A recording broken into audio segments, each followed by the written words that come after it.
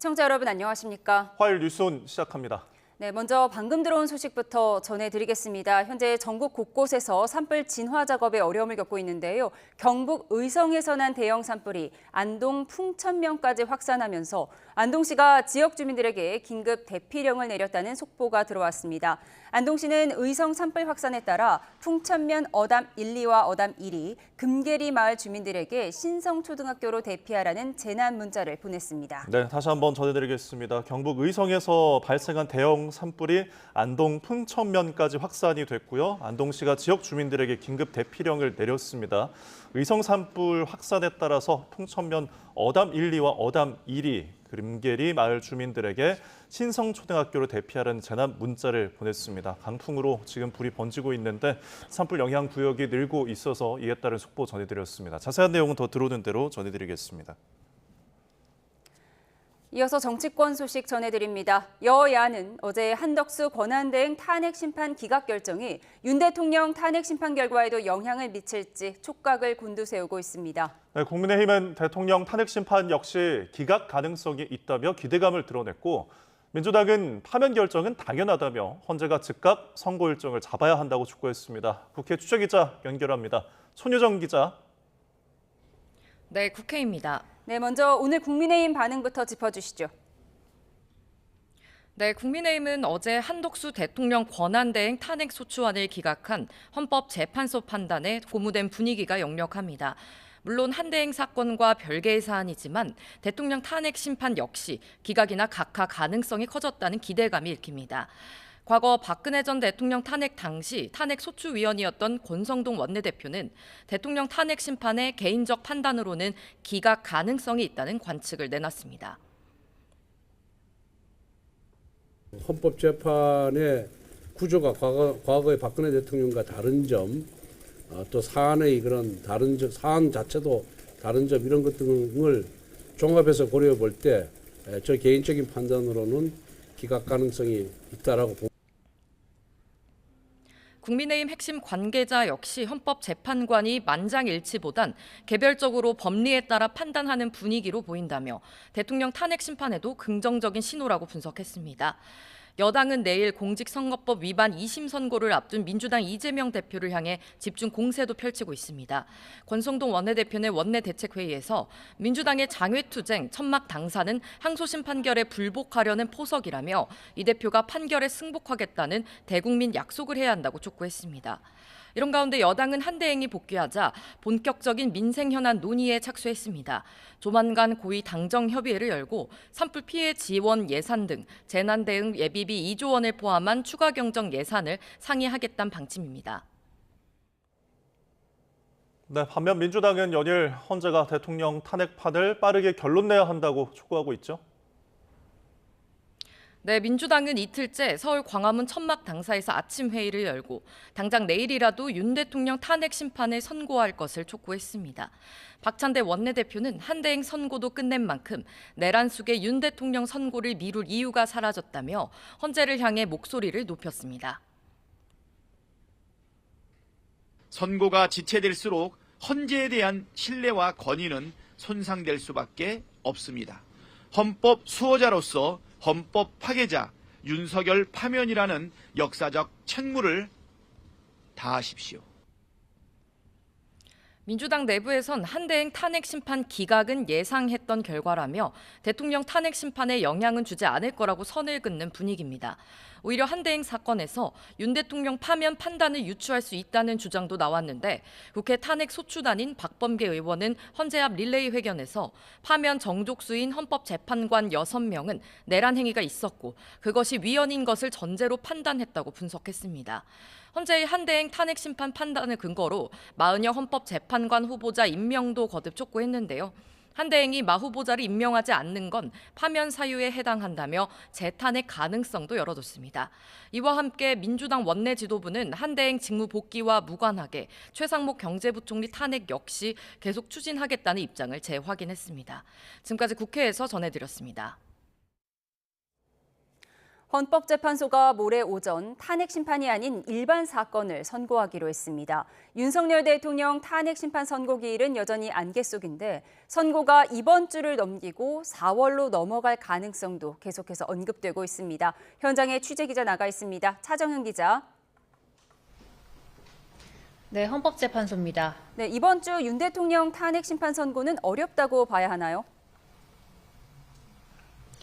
네, 통상 헌재는 매월 마지막 주 목요일에 헌법소원, 위헌 법률심판 등 일반 사건에 대한 정기 선고를 진행해 왔습니다.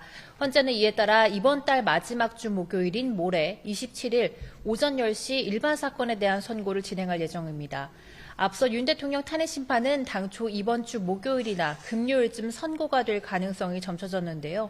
일반 선고가 진행되는 만큼 윤 대통령 사건 선고는 이번 주를 넘겨 4월로 넘어갈 가능성이 제기됩니다. 헌재가 과거 이틀 연속 선고를 내린 사례나 한 주에 3차례나 선고를 진행한 적이 거의 없었기 때문입니다. 윤 대통령 탄핵 심판은 지난달 25일 최종 변론이 끝났고 변론 후 심리를 시작한 지 오늘로 꼭 한 달이 됐습니다. 헌재는 오늘도 재판관 평일을 이어가며 사건 쟁점을 논의하고 있습니다. 네, 윤 대통령 탄핵 심판에서 재판관 만장일치 선고가 어려울 수도 있다, 이런 전망도 나오죠. 네, 그동안 법조계에서는 헌재가 사회적 혼란을 최소화하기 위해 재판관들의 의견을 통일할 것이라는 전망이 나왔습니다.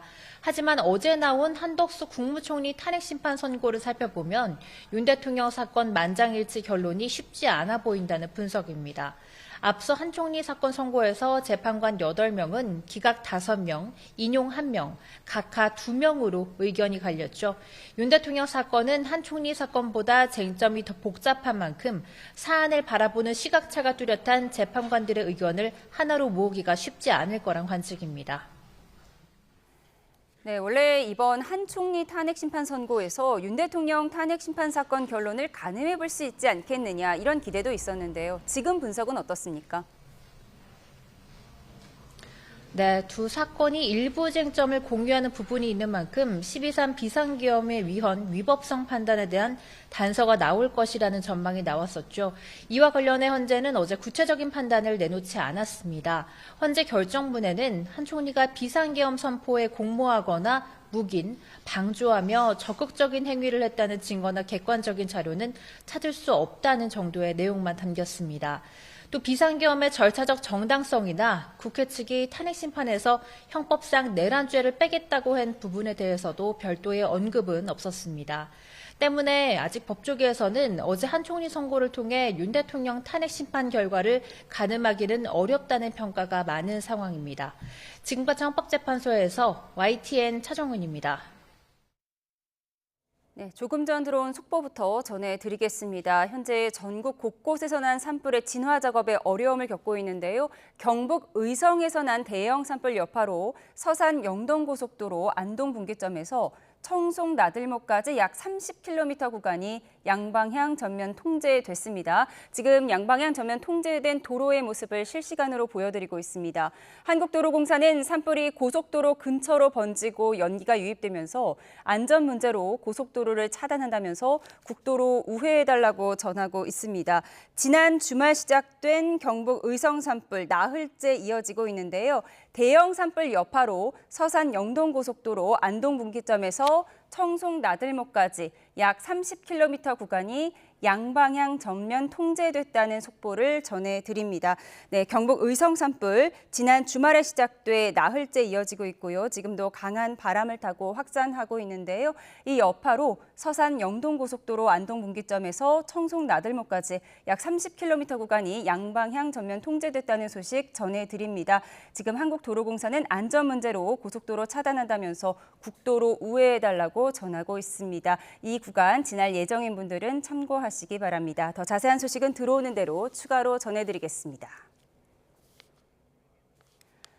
윤 대통령 탄핵에 찬성하며 트랙터와 화물차를 끌고 온 농민들이 서울 남태령 고개에서 집회를 열고 있습니다.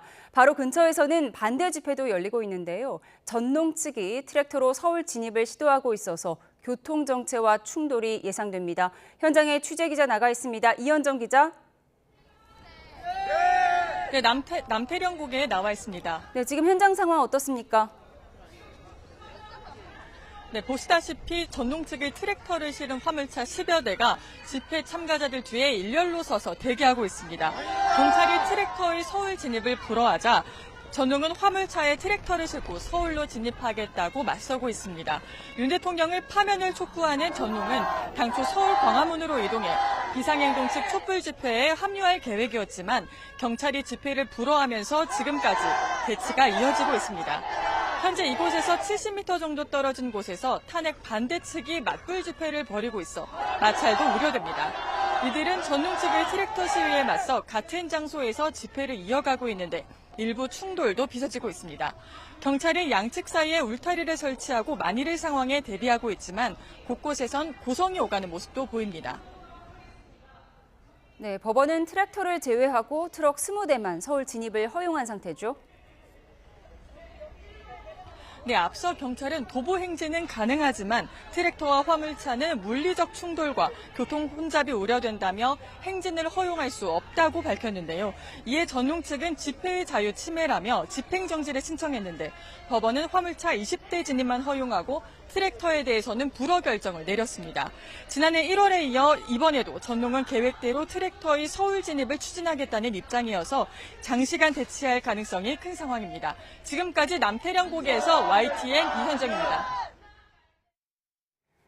이재명 민주당 대표의 공직선거법 위반 혐의 항소심 선고가 하루 앞으로 다가왔습니다. 1심에서는 징역 1년에 집행유예 2년, 의원직 상실형이 선고된 가운데 항소심 결과가 어떻게 나올지 주목됩니다. 현장에 나가 있는 취재기자 연결합니다. 권준수 기자.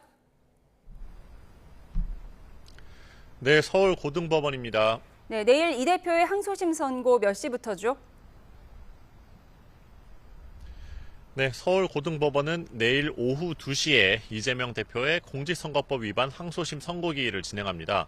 이 대표는 지난 2021년 민주당 대선 후보 경선 과정에서 성남시 백현동 부지 용도 변경과 관련해 국토부의 협박이 있었다는 취지로 발언하고 고 김문기 전 성남도시개발공사 1처장과 해외에서 골프를 치지 않았다고 말한 혐의 등으로 재판에 넘겨졌습니다. 앞서 1심 재판부는 성남시장 땐 김문기 처장을 몰랐다고 말한 부분은 교유행위가 있었는지 단정할 수 없다며 무죄로 봤는데요. 반면에 해외 출장에서 김문기 처장과 골프를 치지 않았다는 이 대표의 발언과 백현동 용도 변경은 국토부 협박 때문이란 발언은 유죄로 판단했습니다. 항소심에서도 유무죄가 엇갈린 부분에 대해 검찰과 이 대표 측 주장이 맞서고 있어서 이 부분이 쟁점이 될 것으로 보입니다. 검찰은 이번에도 이 대표에게 1심 때와 같이 징역 2년을 구형했습니다. 네, 1심에서는 이재명 대표에게 의원직 상실형이 나왔었죠.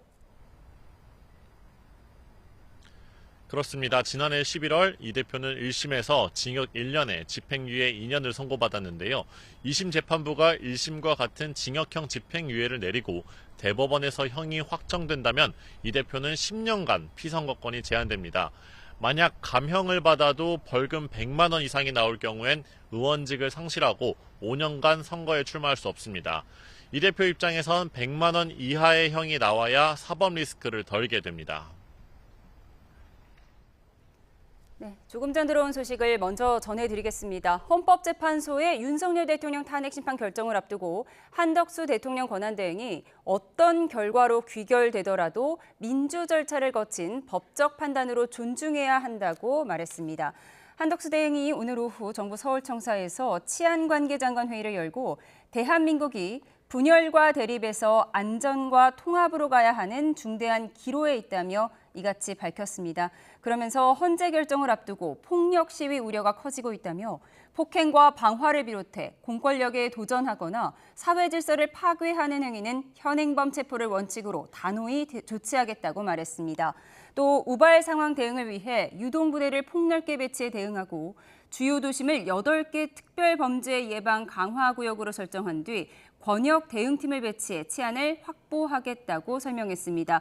이 자리에 오세훈 서울시장도 참석했었는데요. 주요 역사를 중심으로 시 소방 인력을 하루 최대 1,300여 명을 추가 투입하고 헌재 인근인 3호선 안국역은 종일 폐쇄해 대통령 관저에서 가까운 6호선 한강진역의 상황에 따라 폐쇄 여부를 결정하겠다고 말했습니다. 관련한 소식 추가 들어오는 대로 전해드리도록 하겠습니다. 네, 다시 권준수 기자 연결해서 이재명 대표 재판 관련 소식 알아보겠습니다. 이재명 대표가 대장동 재판을 위해서 오늘 법원에 출석했죠? 네, 대장동 개발 비리 의혹 등으로 기소된 이재명 대표의 재판이 서울중앙지방법원에서 오늘 오전 10시 반부터 진행 중입니다.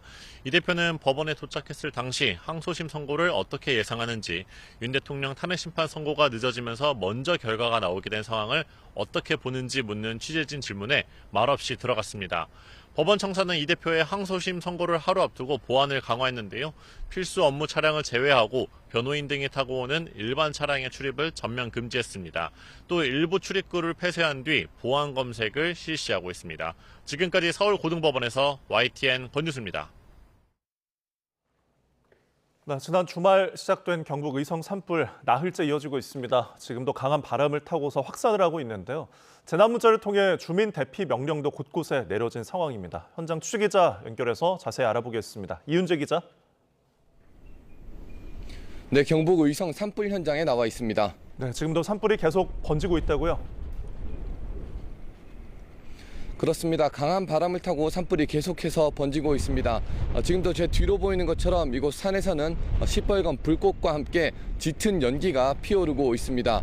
뒤쪽뿐 아니라 오른쪽, 왼쪽 할 것 없이 곳곳에서 연기가 피오르면서 산불이 퍼져나가고 있는 상황입니다. 짙은 연기가 워낙 심해서인지 헬기가 움직이는 모습도 진화 작업을 벌이는 모습도 보이지 않고 있는 상황입니다. 10분쯤 전에는 시뻘건 불꽃이 산 전체를 덮어 피어오르는 모습도 볼 수 있었습니다. 이곳에서 동쪽으로 가면 안동 길안면인데 동쪽으로 번지던 불길이 북쪽으로 방향을 다소 바꿔서 퍼져나가는 상황입니다. 나흘째 이어지는 의성 산불의 기세가 꺾이지 않고 계속되고 있는 건데요. 정오 기준 진화율은 60%인데 오후 들어 바람이 강하게 불어서 진화율은 오히려 더 떨어질 것으로 보입니다. 불길이 스치고 지나간 면적, 다시 말해 산불 영향구역은 14,483헥타르로 여의도 50배에 이르는 면적입니다. 피해 면적을 따지면 지난 2000년 동해안 산불과 2022년 경북 울진 산불에 이어 역대 3위 규모입니다. 전체 화선은 244km, 이 가운데 불길이 남아있는 곳은 98km입니다. 피해도 적지 않습니다. 의성 지역 주택과 창고 등 101곳이 불에 탔습니다.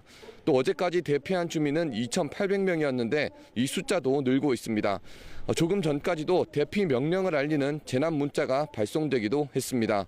산림당국은 오늘 헬기 77대를 투입했는데요. 초속 10에서 20m에 이르는 강풍 탓에 진화가 쉽지 않은 상황입니다. 특히 불길이 강한 바람을 타고 의성에서 안동 풍천면으로 옮겨 붙었고 또 안동보다 동쪽에 있는 청송까지 번질 수 있다는 우려에 산림당국의 긴장이 커지고 있습니다. 지금까지 경북 의성 산불 현장에서 YTN 이윤재입니다. 네, 오늘 오전 11시 50분쯤에는 울산 울주군 언양읍 동부리 화장산에서 불이 났습니다. 산림당국은 산불 1단계를, 울산 소방본부도 대응 1단계를 발령하고 언양 대운산 산불을 진화하던 헬기 3대를 투입해서 불을 끄고 있습니다. 울주군은 화재 현장 인근 송대리와 상북면 일원마을, 양우 내안의 아파트, 울산 양육원 등의 대피 명령을 내리고 정확한 민가 규모와 대피 인원 등을 파악하고 있습니다. 불이 난 곳은 지난 2013년 대형 산불로 280헥타르 임야가 소실된 장소의 인근입니다.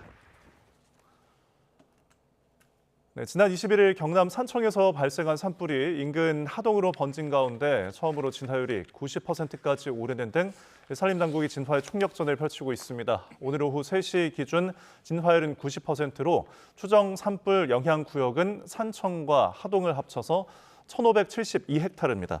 전체 불길은 55km로 49.5km가 진화됐고 남은 불길은 5.5km입니다. 산불 진화 과정에서 숨진 창녕군 공무원과 진화대원 등 4명의 넋을 위로하기 위해 마련된 합동 분향소는 모레까지 운영됩니다. 네, 조금 전 들어온 속보 전해드리겠습니다. 오후 3시를 기해서 전라북도에 황사 위기경보 주의 단계가 발령됐다는 내용입니다. 황사 위기경보 주의 단계는 황사로 인한 미세먼지의 평균 농도가 2시간 이상 1세제곱미터당 300 마이크로그램을 넘었을 때 내려집니다. 환경부는 황사가 우리나라에 본격 유입돼 전국에 영향을 주고 있는 만큼 황사 발생 대비 국민 행동 요령에 따라서 야외 활동을 자제하고 건강 관리에 신경을 써달라고 당부를 했습니다. 황사 관련 소식도 들어오는 대로 전해드리도록 하겠습니다. 다음 소식입니다. 어제 오후였죠. 6시 반쯤 서울 명일동에서 대형 땅꺼짐 사고가 발생해서 한 명이 숨지고 한 명이 다쳤습니다. 앞서 매몰됐던 오토바이 운전자가 숨진 채 발견된 건데요. 현장에 취재기자가 나가 있습니다. 표정우 기자. 네, 서울 명일동 땅꺼짐 사고 현장입니다. 네, 현장 상황 어떤지 전해주시죠. 네, 지금 제 뒤로 어제 땅꺼짐 사고가 발생한 도로의 모습이 보이실 겁니다. 도로의 6개 차선 가운데 5개 차선을 차지할 만큼 커다란 구멍이 생긴 상태인데요. 싱크홀의 크기는 가로 18m, 세로 20m 정도입니다. 깊이도 18m 정도입니다. 소방은 이곳에 매몰됐던 오토바이 운전자인 30대 남성이 오늘 오전 숨진 채 발견됐다고 밝혔습니다. 사고 17시간 만에 발견된 남성은 헬멧과 바이크 장화를 착용한 상태였다고 소방은 설명했습니다. 앞서 소방당국은 오늘 새벽 땅꺼짐 사고 현장에서 오토바이와 탑승자의 휴대전화를 찾았습니다. 아침 7시부터 수색 작업을 재개한 소방당국은 지하에서 일일이 손으로 흙을 퍼내며 수색 작업을 벌였는데요. 잠수복을 입은 구조대원은 물론 인명구조견도 투입해 수색을 벌인 결과 오전 11시 20분쯤 실종된 구조 대상자를 발견했습니다. 네, 이제 수색 작업이 마무리된 만큼 원인 조사도 시작되는 건가요? 네, 그렇습니다. 소방의 현장 수색 작업이 끝난 가운데 서울시와 강동구는 정밀 종합 조사를 벌여서 사고의 원인을 밝히겠다고 밝혔습니다. 또 원인을 밝힌 뒤에는 신속히 도로를 복구할 예정이라고 설명했습니다. 사고 지점 인근에서는 지하철 공사가 진행되고 있었는데요.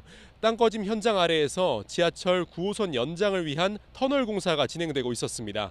이에 따라 땅꺼짐 사고와 지하철 사고 사이 연관성에 대한 조사도 진행될 것으로 보입니다. 사고 전조 증상이 있었다는 주장도 나오는데요. 소방은 지하철 공사 현장에서 4-5명이 있었는데 조짐이 보이자마자 탈출해서 피해가 없었다고 말했습니다. 또 당시 공사 현장 상단부에서 물이 나왔던 것으로 들었다며 정확한 위치는 확인이 필요하다고 설명했습니다. 이와 함께 사고 현장 주변에 있던 주유소에서는 최근 건물 바닥이 갈라진 데 이어 당일 오전에는 도로변 빗물바지 주변에 큰 구멍이 나는 등 이상 조짐이 있었다고 말했습니다. 제보자는 YTN 취재진에 오전 10시 도로면 배수구 주변이 무너져 구청에 신고했고 조치를 받았다고 말했는데요. 이와 관련해 구청 측은 빗물바지가 아래로 꺼져 있어 물이 제대로 흐르게 봉합한 것이라며 직접적인 연관성은 없는 것으로 보고 있다고 설명했습니다.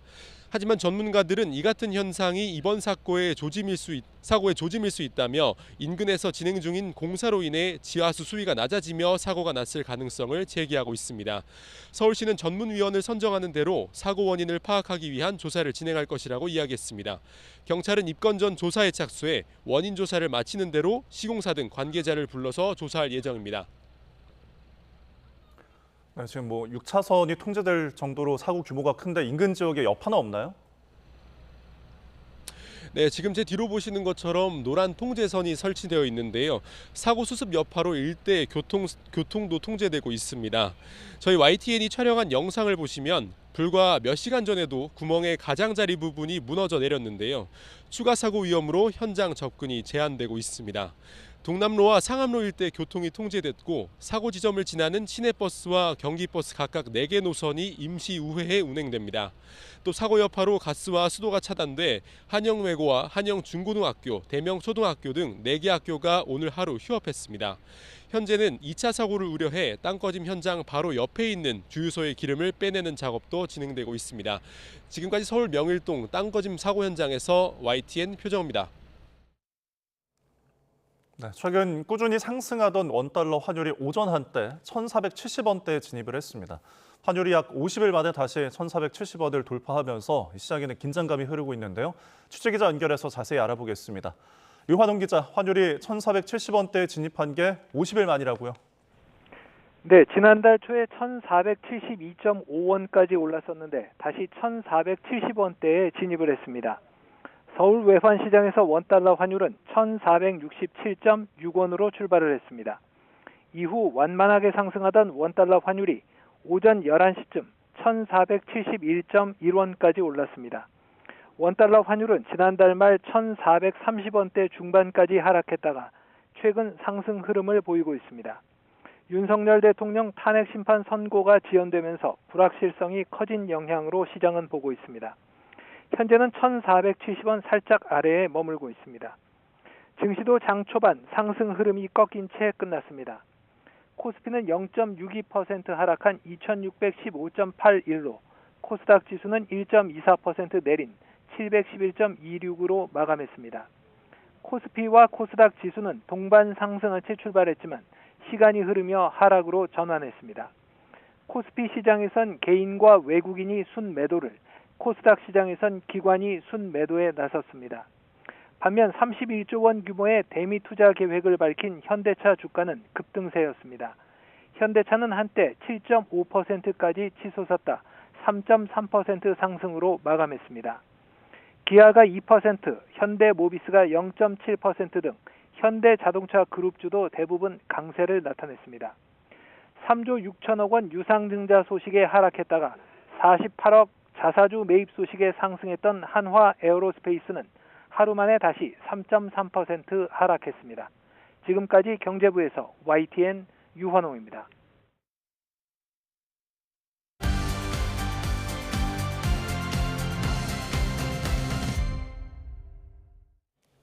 네, 조금 전 들어온 속보부터 전해드리겠습니다. 헌법재판소가 매달 마지막 주 목요일에 헌법소원과 위헌법률 심판 등에 대해 정기 선고를 진행하는데요. 모레 오전 10시에 탄핵 심판이 아닌 일반 사건 40건에 대해서 선고하겠다고 밝혔다는 속보를 전해드립니다. 앞서 전해드린 대로 헌법재판소는 매달 마지막 주 목요일에 정기 선고를 진행하는데요.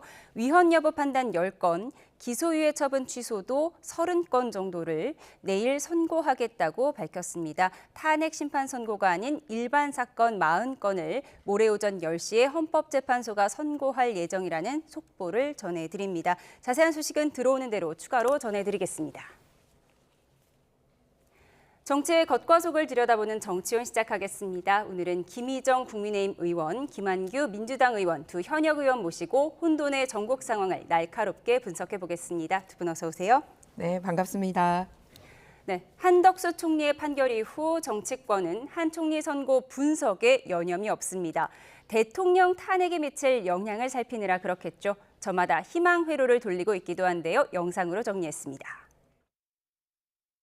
주문, 이 사건 심판 청구를 기각한다.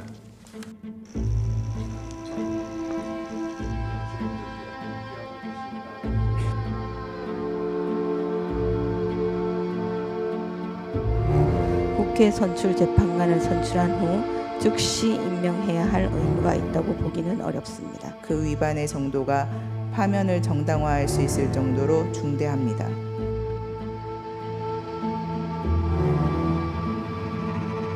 대통령 권한 대행자에 대한 탄핵 소추의 요건은 대통령의 경우와 동일하게 보는 것이 타당합니다.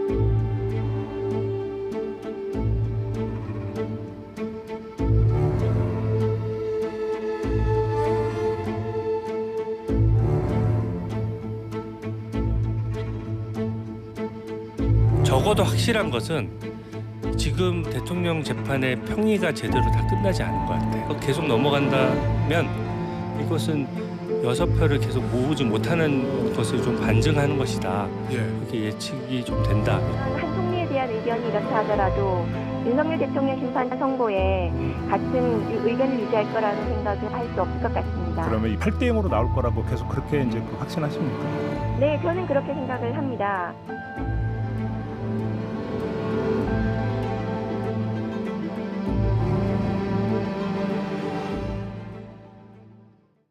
산불 관련 속보가 들어와서 먼저 전해드리겠습니다. 지난 23일 산불이 나서 40여 헥타리의 산림을 태우고 8시간 만에 진화됐던 충북 옥천군 존천리의 야산에서 산불이 났었는데 다시 발생을 했습니다. 오늘 오후 3시 반쯤 옥천군 조천리에서 진화됐던 산불이 다시 발생했다는 속보가 들어왔습니다. 진급 전국 곳곳에서 산불 진화에 어려움을 겪고 있는데요. 조금 전 들어온 소식에 의하면 오늘 오후 3시 반쯤에 옥천군에 진화됐던 산불이 다시 발생했습니다. 잔불 정리를 위해 대기하던 현장 대원과 장비 등을 투입해서 불을 끄고 있지만 강풍으로 인해 진화에 어려움을 겪고 있다고 합니다.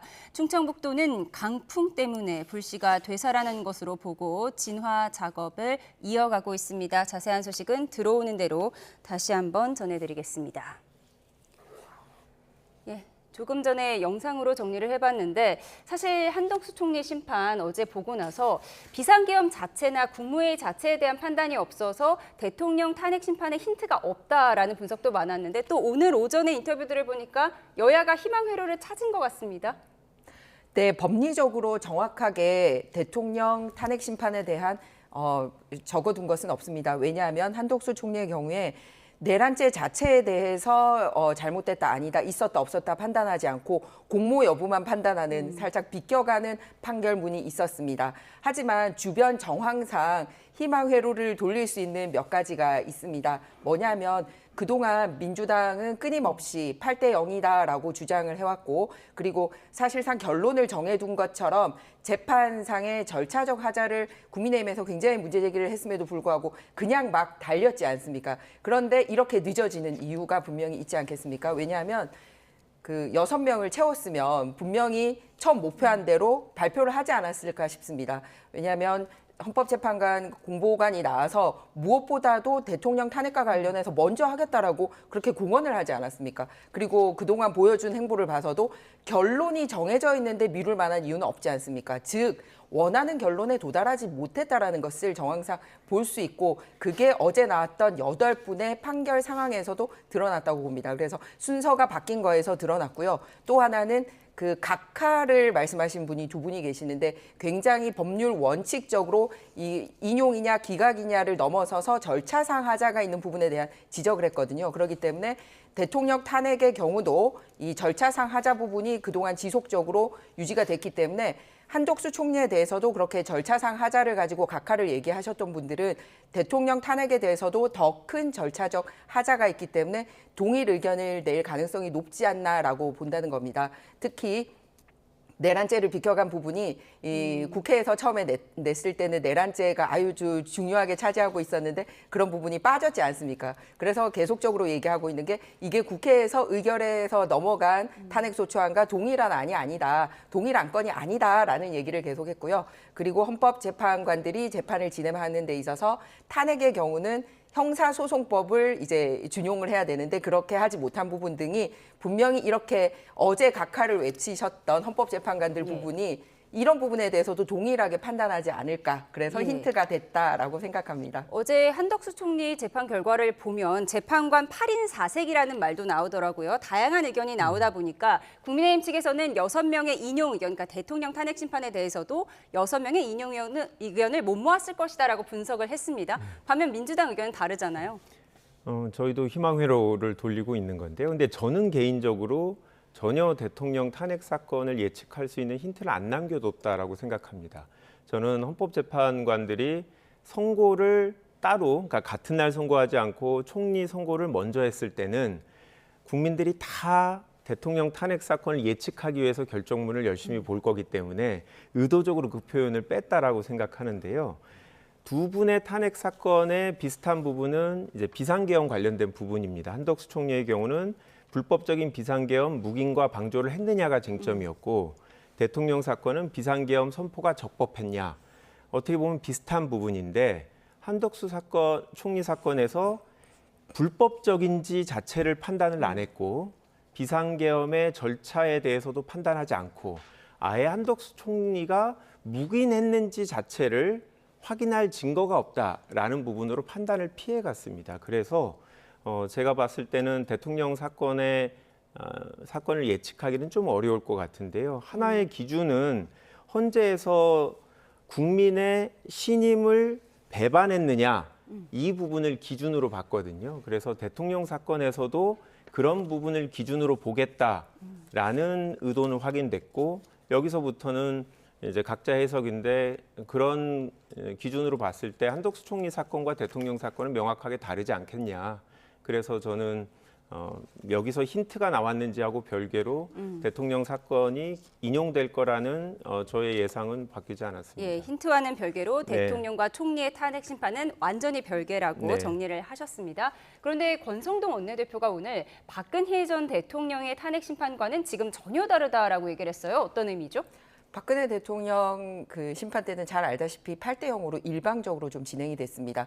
그리고 국민들도 처음 당하는 일이다 보니 그저 사실 법리적으로 따지기보다도 그냥 일방적으로 수세에 몰려서 아니 나오는 얘기에 대해서 사실관계를 따질 겨를도 없이 카더라라는 가짜 뉴스에 몰려서 평소 대통령을 지지했던 분들도 지금 돌이켜보면 거짓으로 밝혀진 부분에 대해서 믿고 찬성하는 분위기가 유지가 됐었고 그러다 보니 헌법재판관들도 법리에 따라서 심판하기보다는 사실상 국민들의 그런 정서나 여론에 밀려서 이렇게 진행되는 분위기가 있었습니다. 그래서 그런 교훈이 이번에 사실 국민들을 광장으로 불러냈고 또 여러 헌법학자들까지 나와서 기각이나 각하에 대한 의견을 얘기를 하고 하다 보니 다툼의 여지가 생긴 것 같습니다. 그래서 이 다툼의 여지가 생겼다라는 부분이 어제 극명하게 드러난 헌법의 해석에 있어서 이렇게 다양한 이렇게 지향점이 있구나라고 보여주지 않았나 생각하고요.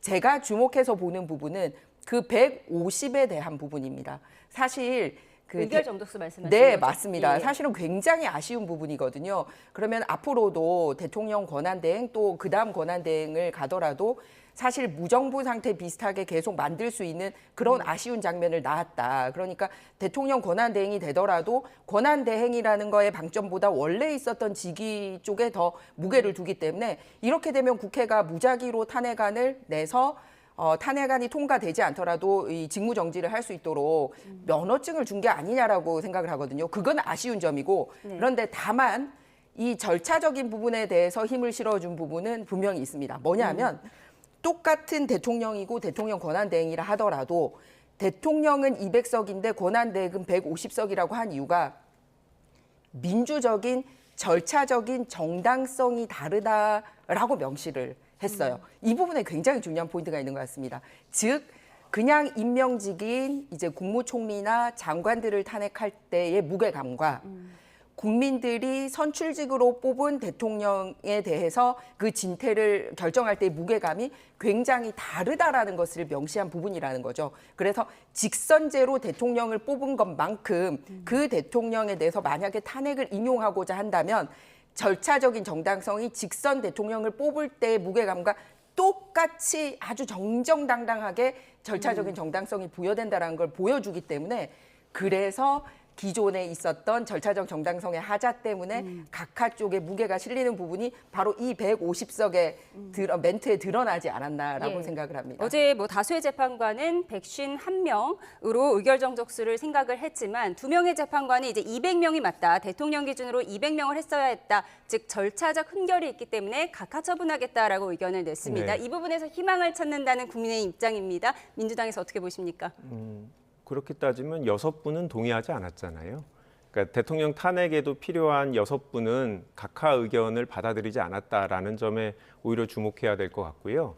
저는 한덕수 총리 사건 같은 경우에는 충분히 다른 의견이 나올 수 있는 사건이었다고 봅니다. 왜냐하면 의결 정족수 부분은 선례가 전혀 없었고 그리고 학자들의 견해도 달랐기 때문에 당연히 각하 의견도 나올 수 있었다고 생각해요. 그런데 대통령 탄핵 사건 같은 경우에는 절차적 위반으로 주장하는 사건이 변론에서 한덕수 총리 사건과 달리 그렇게 강하게 논의 자체가 되지 않았습니다.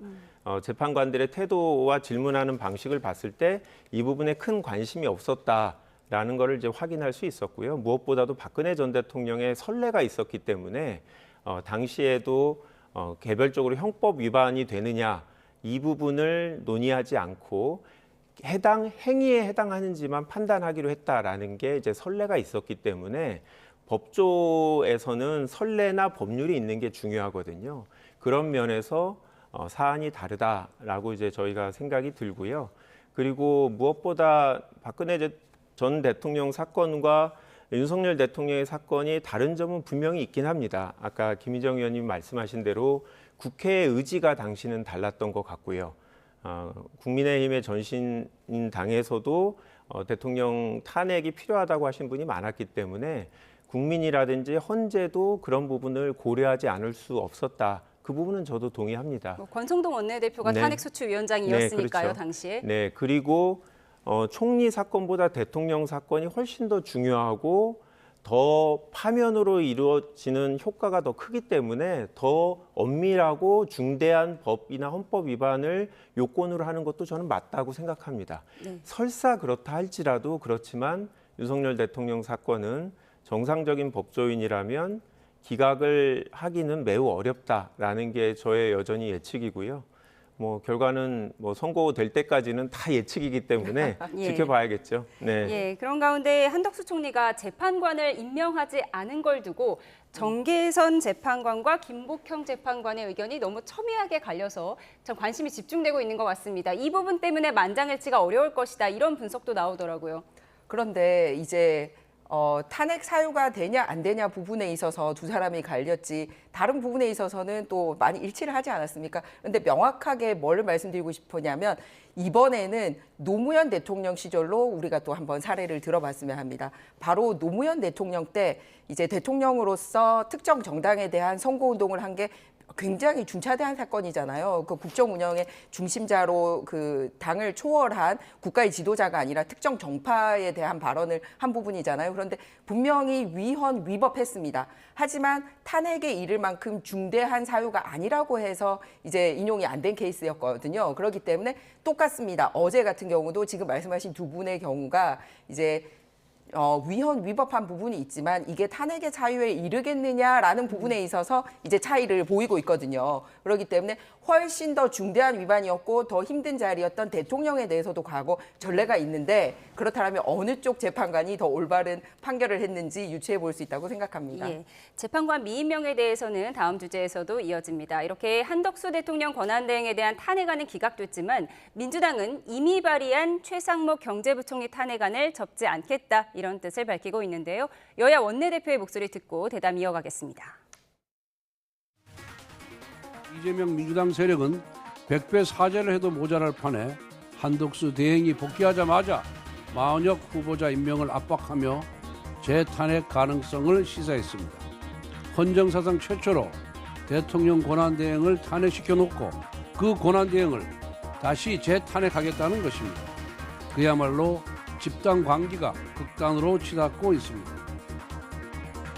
위헌 판단이 나온 지 오늘로 26일째라는 점을 감안하면 한덕수 총리가 즉시 마은혁 재판관을 임명하지 않으면 파면 사유에 해당한다는 뜻입니다. 한덕수 대행은 헌재 결정 취지대로 오늘 당장 마은혁 재판관을 임명하길 강력하게 촉구합니다. 헌법재판소는 윤석열 탄핵심판 선고를 즉시 내려야 합니다. 선고가 지체될수록 헌재에 대한 신뢰와 권위는 손상될 수밖에 없습니다.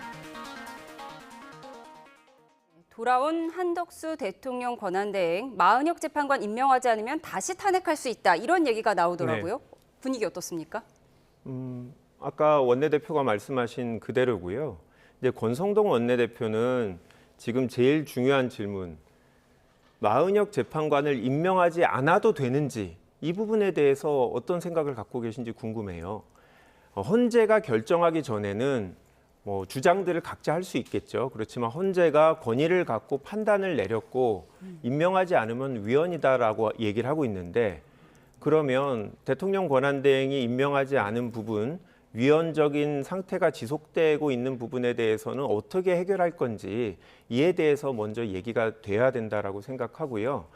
한덕수 총리의 경우는 이제 탄핵 사건에서 위법하지 않다 내지는 위법하지만 탄핵 사유는 아니다라고 했던 거는 당시에는 권한대행이 재판관을 임명할 수 있는지 여러 의견이 있기 때문에 그런 점을 고려했다라고 헌재가 명확하고 얘기하고 있고요. 근데 그 이후에 권한제기 사건에서 헌재가 명확하게 의견을 밝혔기 때문에 지금은 상황이 완전히 달라졌습니다. 그래서 한덕수 총리에 대해서는 일단 법상 의무를 지키라라고 저희가 강하게 요구하고 있는 거고요. 저희도 당연히 탄핵 사유가 된다라고 생각하지만 실제로 탄핵 의결을 하기까지는 저희도 계속 고민하고 시간을 갖고 한덕수 총리한테 그런 불행한 일이 생기지 않도록 강하게 요구하는 그런 절차를 거칠 겁니다. 네. 부디 그런 일이 저도 안 생겼으면 좋겠습니다. 안 생겼으면 좋겠지만 네. 마은혁 재판관의 한 총리가 계속해서 임명하지 않는다면 다시 탄핵할 수도 있다. 탄핵할 수 있는 사유는 되지만 또한 그 결말은 열려 있다. 이렇게 정리를 맞습니다. 되겠습니까? 네, 어떻게 보십니까? 지금 이 건을 포함해서 5가지 사유가 있어서 탄핵 신청이 됐음에도 불구하고 기각되지 않았습니까? 그런데 똑같이 기각된 사유를 가지고 또 하겠다? 과연 누구를 위해서 하고 싶은 거죠? 국민을 위해서입니까? 네.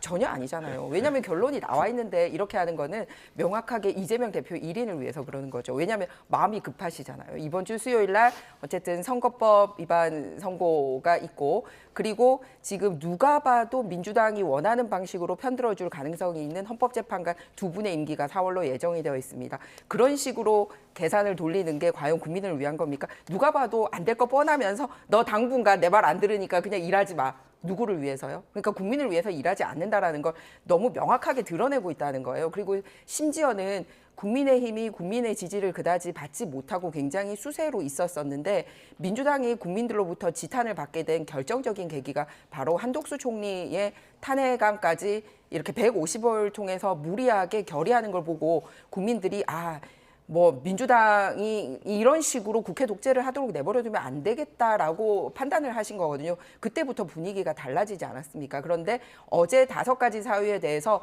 증거가 명확하지 않다라고 해서 다 기각을 했는데 똑같은 건데 나중에 결론 날 때 내더라도 일단은 또 해봐요. 절대 국민 위한 거 아닙니다. 더군다나 우리 국회에서 돈을 이렇게 4억 6천만 원이나 써가면서 하고 있잖아요. 그렇기 때문에 국민 위한 거 아니다라는 거를 다시 한번 말씀을 드리고요. 그리고 두 번째는 마침 4월 18일 날 2분의 전임 대통령께서 임명하셨던 재판관들 임기가 만료가 됩니다. 그때쯤이면 분명히 현재 심사하고 있는 현직 대통령에 대한 탄핵안 부분에 대해서 결론이 내려져 있을 거거든요. 그러면은 마은혁 재판관과 나머지 2분 해서 새롭게 그 무렵에 같이 임명해도 전혀 현재 진행되고 있는 일에 대해서 무리가 없다라고 본다는 겁니다. 그렇기 때문에 지금 즉시 현재 판결에 영향 줄 수 있게 무언가를 하는 부분이 오히려 국민들의 이익과 반한다. 그렇기 때문에 지금 즉시 할 필요는 없다. 이 말씀을 드립니다. 전혀 동의가 안 되는데요. 이번 주 목요일 날도 아까 뉴스 보셨겠지만 일반 사건 40건을 선고합니다. 그러면 대통령 탄핵 말고도 수많은 헌재 관련 업무들이 있단 말이죠. 그건 어떻게 심사를 합니까? 네. 그리고 이제 말씀하신 대로 지금 이 헌법재판관을 임명하지 않은 부분이 위헌인지에 대해서 명확하게 국민의힘은 얘기를 안 하고 있다고 생각해요. 왜 4월 18일까지 끌 수 있는 건지 그건 정치적인 고려 아닌가 싶고요. 원칙은 맞다. 국회에서 우리가 그 부분에 대해서는 얘기를 해야 되지 않나 그런 생각이 제가 좀 듭니다. 정리를 하면 어제 한덕수 총리 탄핵 심판 선고 내용을 보면 헌법재판관을 미임명한 것, 임명하지 않은 것이 위헌이지만 파면에 이를 정도는 아니다라고 결론을 냈으니까 민주당은 위헌이라는 부분에 방점을 두고 국민의힘에서는 파면에 이를 정도는 아니었다 이 부분에 방점을 둬서 논쟁이 있는 것 같습니다. 그런가 하면 어제 이제 드디어 자리가 바뀌었다면서 홀가분해하던 최상목 부총리의 탄핵 추진을 그대로 할지 이 부분도 관심인데요. 민주당 어떻습니까? 근데 죄송하지만 아까 정리해 주신 부분이 저희 입장하고 조금 다른 게요. 네. 그때하고는 상황이 다르다라는 게 더 그건 방점입니다. 당시였다. 예, 네. 그 사이에 헌법재판소의 결정이 명확하게 있었다. 헌법재판관을 임명하지 않은 최상목 권한대행 행위는 위헌이다라고 했기 때문에 저희는 그 부분에 이제 방점을 두고 있는 거고요. 최상목 대행의 경우도 마찬가지입니다. 28일 동안 헌법재판관을 임명하지 않은 헌법재판소 결정이 난 이후에도 이 부분은 명확하게 탄핵 사유가 맞고 저는 다른 건과 달리 이 이슈 자체는 헌재가 인용할 수 있다라고 생각합니다. 그거는 그동안 헌재가 본인이 결정한 부분에 대한 위반이 있기 때문에 분명히 그런 태도를 취할 거라고 보는데요. 다만 저희도 우려되는 거죠. 대통령 권한대행을 탄핵했을 때 국가 경제에 미치는 영향, 국정 혼란 이런 부분 때문에 계속 인내하고 참고 버텨온 시간이 벌써 28일째입니다. 이런 위반 사항을 계속 참아야 되는지 가장 좋은 거는 한덕수 총리가 최상목 대행이 안 했던 부분을 이제 본인이 이제 새롭게 임명됐고 그 사이에 헌재 결정도 있으니까 이제 임명을 해주시면 저희도 비록 최상목 대행의 잘못이 있다 할지라도 정무적으로 한 번 더 고려해 볼 수 있는 여지가 있다고 생각합니다. 네, 마은혁 재판관 임명 여부를 두고 한덕수 총리를 다시 탄핵하거나 최상목 부총리를 탄핵할 수 있는 카드는 여전히 남아 있다는 이야기입니다. 입장 전해주시죠. 무려 9번의 탄핵안이 한 건도 인용되지 않았습니다. 대부분 탄핵안이 가결됐을 때 민주당에 있는 의원들조차도 가결될 거라고 생각하지 않는 분들이 훨씬 더 많았습니다. 즉 목적이 어디에 있습니까? 국정의 공백과 국정의 혼란을 만드는 데 목표가 있거나 또는 행정부를 겁박하는 데 목표가 있는 것이 아니고서는 이런 9건이나 판결 난 부분에 대해서 다시 반복하겠다라는 거는 정말 국민들에 대한 도리가 아닙니다. 특히 최상목 경제부총리나 한덕수 총리에 대한 재탄핵건은 어제 판결문에서 명확하게 탄핵 사유에 이르지 않는다라고 명시가 되어 있는데 그거를 가지고 사람이 바뀌었고 시점이 바뀌었기 때문에 한 번 더 할 수 있다? 계속 묻고 싶습니다. 과연 누구를 위한 탄핵안 가결입니까? 그 부분을 저는 국민들이 판단을 할 거고 더 이상 소모적인 이런 낭비를 해서는 안 된다고 생각을 합니다. 특히 국회가 받아들여야 될 부분은 뭐가 있냐면 헌법 개정안 중에서 탄핵이 발의가 되고 가결이 됐을 경우에는 이제 직무가 정지되는 부분이 얼마만큼 국민들에게 손해를 입힐 수 있는지가 드러났기 때문에 이 부분을 여야가 같이 이제 개정해야 될 부분이라고 결의를 하는 게 오히려 국회가 해야 될 도리라고 생각하고요. 앞서 저희가 이미 뉴스에서 산불 뉴스 이런 게 나왔습니다. 이럴 때 사실 타령탑이 정부 부처 중에서는 행정안전부 장관이고요. 그리고 그거를 부처 간에 매니지먼트 하는 게 이제 총리인데 공석이었지 않습니까? 그리고 지난번 그 수해 때도 그렇고 그다음에 무안 공항에서 사고 났을 때도 그렇고 이런 국가적인 재난 앞에서 이런 중요한 자리들이 비어 있을 때 막상 손해를 보는 것을 눈으로 목도하고 있지 않습니까? 그래서 다시는 이런 정쟁으로 국회법이나 헌법을 악용하는 일이 없어야 된다고 생각합니다. 추가 탄핵 카드 여부에 대한 여야 입장을 자세하게 들어봤습니다. 이런 가운데 어제 천막당사에서 열린 민주당 최고위원회의에서 국회의원 총사퇴 카드로 헌법재판소를 압박하자는 이현주 최고위원의 발언이 화제가 됐는데요. 직접 듣고 오시죠. 필요하다면 여야 국회의원들이 모두 총사퇴하고 총선을 다시 치릅시다. 나라가 이런 내란 행위조차 진압하지 못하고 질질 끌면서 그런 나라에서 배지를 달고 있는 것이 무슨 의미가 있겠습니까? 네, 여소야대 국회를 뒤집어보고 싶은 마음이었을까요? 김민전 의원을 비롯한 여당 일부 인사들 릴레이 지지 선언을 SNS에 올렸습니다. 여당 입장 들어보시죠. 저희 당 의원 여러분이 좋은 생각이다라고 동조를 했습니다. 그동안 본인들이 거대 의석을 가지고 온갖 행포를 다 부렸는데 그래도 그 정도라도 책임감을 느끼고 있다면 그 점에서는 존중합니다. 네, 다만 민주당 내부에서는 갑론을박이 이어졌는데요. 박선원 의원 등은 탄핵 국면에서 입법부가 선거체제로 들어가는 데 대해 동의하지 않는다고 한 반면에 김용민 의원은 만약 윤 대통령이 파면된다면 조기 총선과 대선을 동시에 치르는 것이 가능하다고 본다며 맞불을 놨습니다. 직접 들어보시죠. 만약에 파면이 선고되고 조기 대선이 치러진다라고 하면 국회도 책임을 같이 묻는 차원에서 총선 대선을 같이 치르는 것은 가능할 수 있지 않겠냐라는 생각들은 개인적으로는 하고 있습니다. 예, 조금 전 들어온 산불 관련 속보를 먼저 전해드리고 두 분과 대담을 이어가도록 하겠습니다. 경북 의성에서 일어난 대형 산불이 세계문화유산인 안동 하회마을 근처까지 확산한 것으로 파악됐다는 속보입니다. 안동시는 오늘 오후 3시 57분쯤을 기해서 하회마을과 직선 거리로 불과 3.5km 떨어진 풍천면 인근 1, 2 주민들에 대해서 대피령을 내린 상태입니다. 안동시 관계자는 다만 YTN과의 통화에서 바람 방향이 하회마을 쪽이 아닌 데다가 그 사이에 낙동강도 있어서 당장 불이 번져올 가능성은 크지 않다고 밝혔습니다. 예, 지금 그 산불 현장으로부터 14km 정도 떨어진 곳에 CCTV 화면을 보여드리고 있습니다. 이렇게 지금 연기가 크게 번지고 있는데요. 네, 오른쪽이 춘천 방향입니다. 지금 현재 세계문화유산인 안동 하회마을 10km 앞까지 산불이 확산했다는 속보를 전해드리고 있습니다. 지금 남안동 IC 근처의 화면입니다. 오른쪽 도로는 지금 도로가 통제된 상황인 것 같습니다. 그리고 지금 현재 보여드리고 있는 경북 중앙선의 남안동 방향 한국도로공사의 CCTV인데요. 지금 연기가 자욱하게 번져 있는 화면을 보여드리고 있습니다. 현재 길안면 일대에서 진화 인력 대부분이 몰려 있는 상태지만 하회마을 방면도 예의주시하고 있는 상황입니다. 다시 한번 전해드리겠습니다. 경북 의성에서 일어난 대형 산불이 세계문화유산인 안동 하회마을 근처까지 확산한 것으로 파악돼 걱정되는 상황입니다.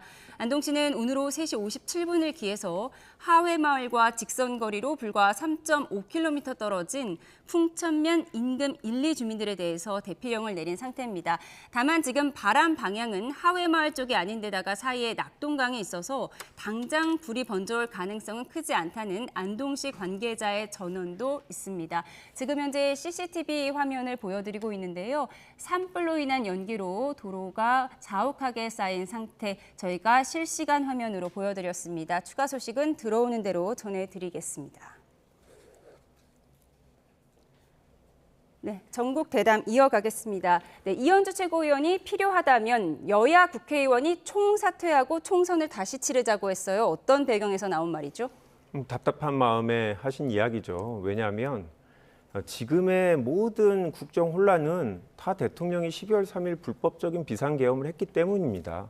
그런데 국민의힘에서 여전히 그 부분에 대해서 근원적인 문제라는 점을 주장하지 않고 자꾸 국민의힘에서는 민주당이 헌법에 또 법률에 정해진 국회의 권한을 행사한 부분에 대해서만 문제 제기를 하고 있는데요. 사회적 비용이 얼마나 더 큽니까? 대통령이 안 계신 부분에 대해서. 이런 산불 문제도 정상적으로 대통령이 불법 계엄을 하지 않았으면 현장에 가서 지휘를 한다든지 조금 더 대통령이 권위 있는 효율적인 질의를 하실 수 있었을 거 아니에요. 그러니까 이런 유무형의 엄청난 손해가 있는데 이 부분에 대해서 정쟁의 문제로 계속 치환하는 이런 현재 상황을 보면서 답답해서 저런 말씀을 하신 것 같은데요. 현실화 가능성도 있을까요? 전혀 없다고 생각합니다. 왜냐하면 이 불법적인 계엄을 저질러서 잘못한 건 대통령인데 왜 아무런 잘못이 없는 피해자인 국회가 책임을 지고 해산을 해야 되는지 저는 동의가 되지 않고요. 지금 상황에서 총선까지 치르게 된다면 국가의 혼란은 훨씬 더 크다라고 생각하고요. 대통령의 불법적인 행위로 국가의 신인도가 떨어진 건 이 정도면 족하다. 저는 그렇게 생각합니다. 국회의원 총사퇴 카드 사실 윤상현 의원이 먼저 얘기한 적이 있었죠. 네, 저는 제안하신 이현주 의원이 실현시킬 가능성이 더 높거든요. 왜냐하면 잘 아시지만 국회의원의 사퇴나 제적과 관련돼서는 국회의장이 그 안건으로 받아들이고 의결을 거쳐야 됩니다. 그러니까 국민의힘 같은 경우는 본인의 직과 관련된 결정도 현재 소수당이다 보니까 못합니다. 하지만 민주당 같은 경우는 본인들이 원하면 실제로 할 수 있는 의석수를 확보하고 있기 때문에 말이 아니라 행동으로 보여줄 수 있다고 생각합니다. 특히 그 말을 내뱉으신 이현주 의원 같은 경우는 국회의원이 되기 위해서 당도 몇 차례 바꾸시고 지역구도 몇 차례 바꾸신 분이 그 정도 발언할 정도니 그 진정성을 높이 사야 되지 않을까 싶고요. 그렇다면 정말 먼저 선두적인 모습을 보여서 민주당 당론으로 채택한다면 저는 가능한 일이라고 생각합니다. 왜냐하면 지금의 사태에 대해서는 국민들이 누구 하나 잘했다라고 생각하지 않습니다. 정말 그 계엄을 한 대통령에 대한 비판도 있고요. 그리고 국회 독재를 이삼아온 제1당 민주당에 대한 비판도 분명 존재를 하고 있습니다. 그렇기 때문에 대통령에 대한 탄핵 얘기와 아울러서 국회의원들 다 총사퇴해야 되지 않는 얘기가 여야 지지자들에게서 모두 나오고 있는 상황입니다. 저희 정말 부끄럽게 생각해야 됩니다. 그렇기 때문에 그거를 협박용으로 국민들에게 내뱉으면 안 되고요. 정말 진정성 있게 반성을 해야 되는 부분이지 이렇게도 할 수 있어. 그럼 국회 해산하는 꼴 볼래? 이런 식으로 내뱉을 수 있는 그런 가벼운 말은 절대 아니라고 생각합니다. 의원 총사퇴로 헌재를 압박하자는 이현주 민주당 의원의 발언 파장까지 여야 입장 자세하게 들어봤습니다. 지금까지 정치온 김희정 국민의힘 의원, 김한교 민주당 의원과 함께했습니다. 고맙습니다.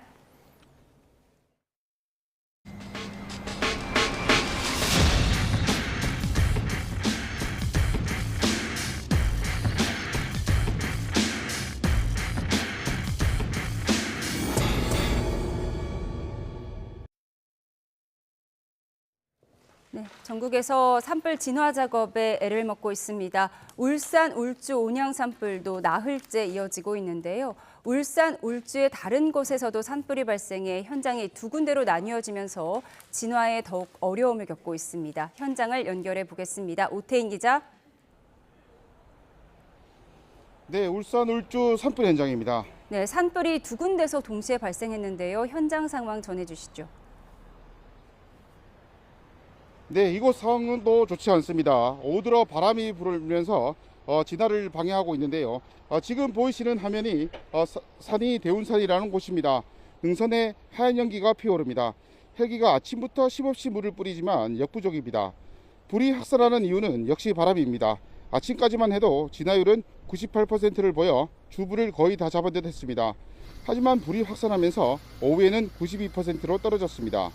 불길 16km 가운데 1km가 남았고 산림 피해는 465헥타르를 넘었습니다. 울산 대운산 산불이 꺼지지 않는 가운데 20km 정도 떨어진 울주 언양읍 화정산에도 불이 났습니다. 이곳은 아파트와 마을, 다중이용시설이 있는 곳인데요. 산림당국은 산불 1단계, 소방당국은 대응 1단계를 발령했습니다. 울주군은 산불 지점 인근 주민들에게 대피 명령을 내렸습니다. 지금까지 아파트를 포함해 2,000가구 정도가 대피한 것으로 알려졌습니다. 산불 영향구역은 19헥타르이고 진화율은 16%입니다. 울산 울주 두 곳에서 산불이 발생하면서 소방령이 나뉘어졌는데요. 헬기는 물론 인력과 소방 장비가 갈라지면서 말 그대로 비상입니다. 울산시 등 관계기관은 가용할 수 있는 모든 인력과 자원을 동원해 불을 잡고 있습니다. 피해가 커지는 가운데 강한 바람이 더해져 산불 현장이 늘어나면서 주민 불편은 물론 관계기관 고민도 깊어지고 있습니다. 지금까지 울산 울주 산불 현장에서 YTN 오태인입니다. 네, 산불 소식 이어갑니다. 경남 산청에 산불이 난 지는 어느덧 닷새째입니다. 당국이 진화 작업을 벌이고 있지만 강한 바람과 건조한 날씨 탓에 산불이 인근 지리산으로 번질 우려가 나오고 있습니다. 현장 추 기자 연결해서 자세한 내용 알아보겠습니다. 이병준 기자. 네, 경남 산청군 산불 현장에 나와 있습니다. 네, 지금 진화 상황 전해주시죠. 네, 당국은 헬기 등을 동원해 계속해서 진화 작업을 벌이고 있습니다. 하지만 불길은 좀처럼 잡히지 않고 있는데요.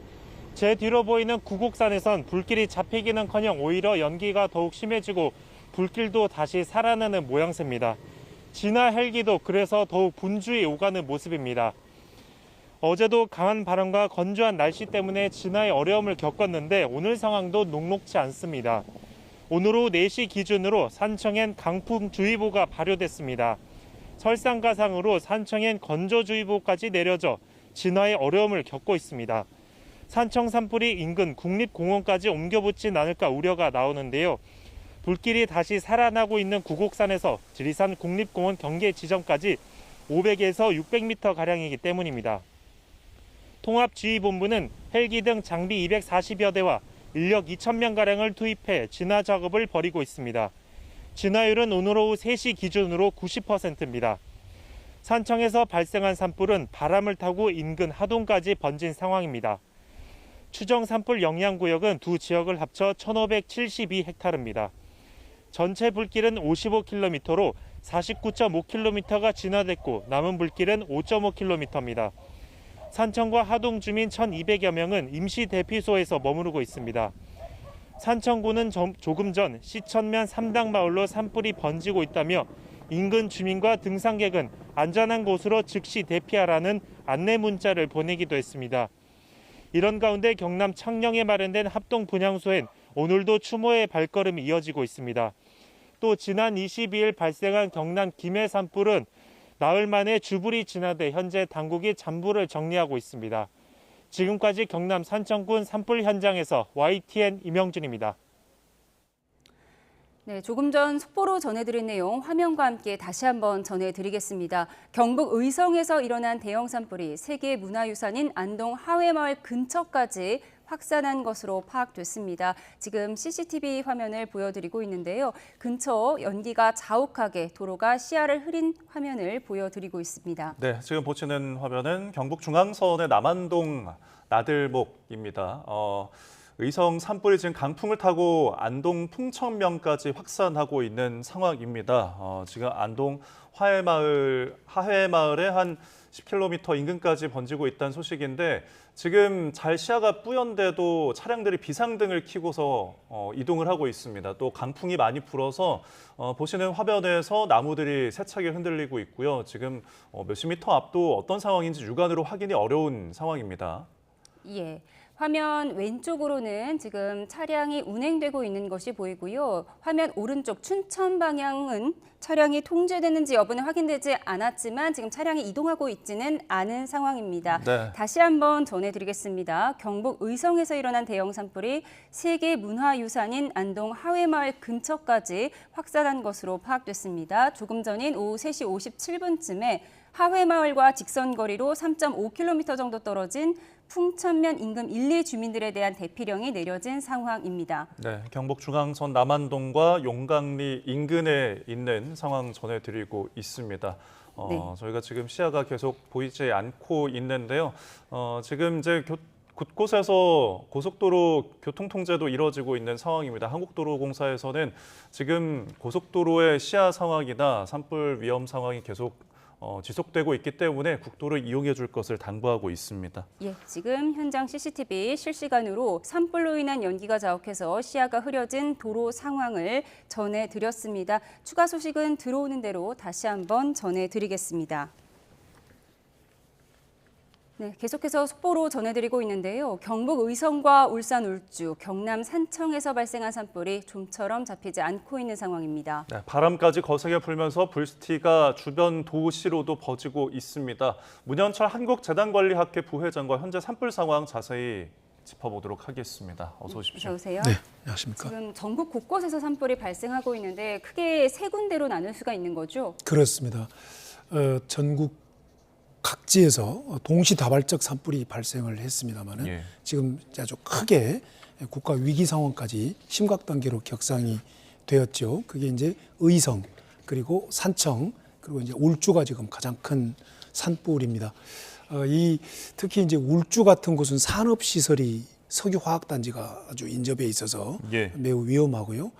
또 의성은 안동으로 지금 가는 길목에 앞에 앵커께서 말씀하신 대로 그 문화재들이 좀 이렇게 문제가 있고 또 광범위하게 지금 산불이 퍼져가고 있고 예. 산청의 또 문제는 지리산 지금 지리산의 그 인근 시군들은 다 지리산에서 내려온 계곡들로 이루어져 있는데 지리산 본류에 한 400m까지 접근했다는 겁니다.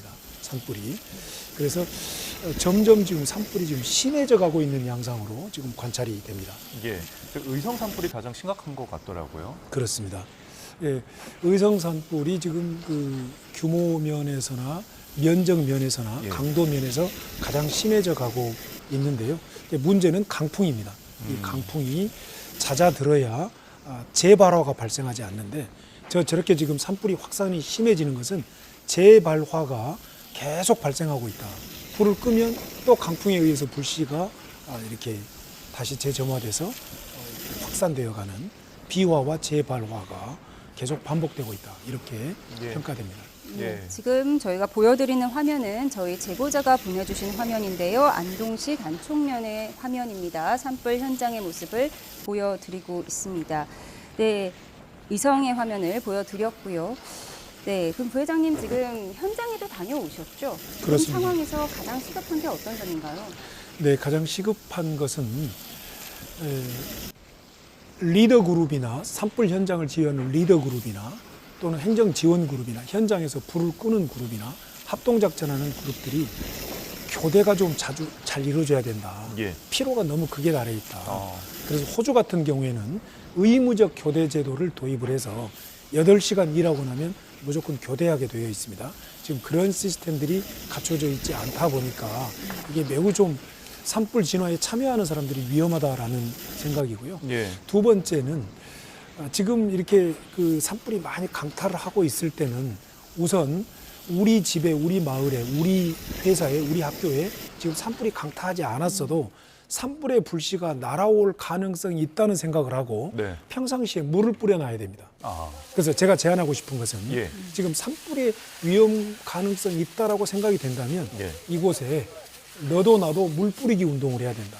그래서 적셔둬야 된다. 예. 왜냐하면요.